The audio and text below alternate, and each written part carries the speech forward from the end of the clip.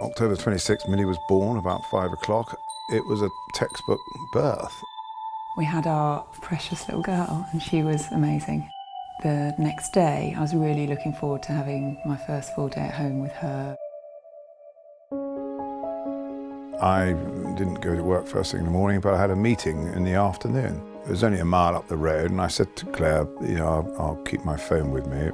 The midwife that was coming to do a 24-hour check, she was doing all the hip movements on Millie, and the next thing she just stopped breathing completely.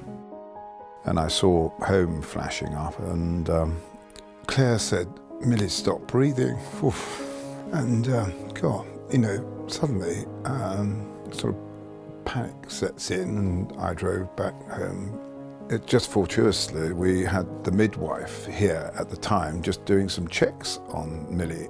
She got Millie on the bed and was ventilating her, and she asked me to, she sort of said, "We're going to need an ambulance." And I just remember just screaming down the phone at them, "Please, can you come, please?"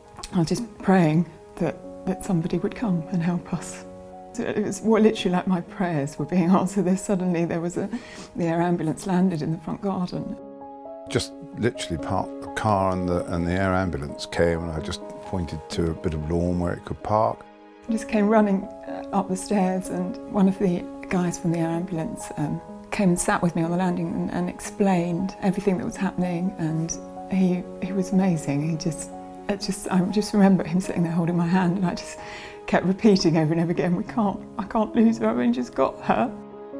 Obviously, Millie wasn't breathing effectively, so the first thing we had to do was control her airway and actually oxygenate and ventilate Millie. While this was being done, we also recognised that her blood sugar levels were dangerously low. With the baby so small, it's very difficult to actually gain IV, intravenous access. I gave her injected pins into her legs because they couldn't find a vein, they didn't have time. And as I understand it, if he hadn't have diagnosed it and done what he'd done, Millie wouldn't be here today. And it's the prompt action of the air ambulance that saved Millie's life. They'd got her stable enough to then put her on the ambulance and take her to Adam Brooks.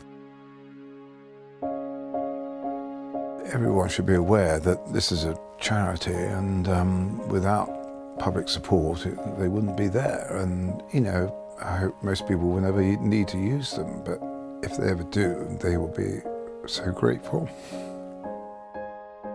10 months on, and Millie is amazing. She's a thriving little girl. She's enriched our lives so hugely, and I am so grateful to the air ambulance, because who knows what would have happened if they hadn't have come to help us on that day.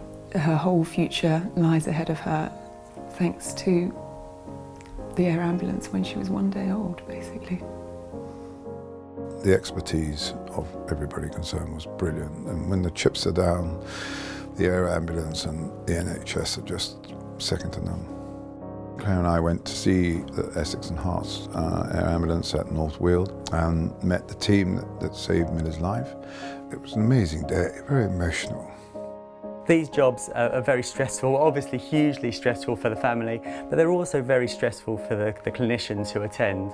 Of course you want a good outcome, and it was just fantastic to see the whole family back here again and all being so well. Just brilliant.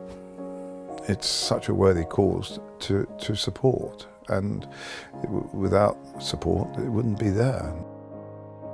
Who'd have thought that could happen to us? 1 second I'd got this beautiful, beautiful baby girl in my arms, and the next minute there was a real chance we'd lose her.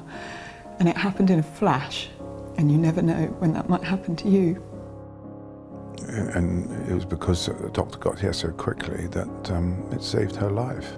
And we'll be forever grateful.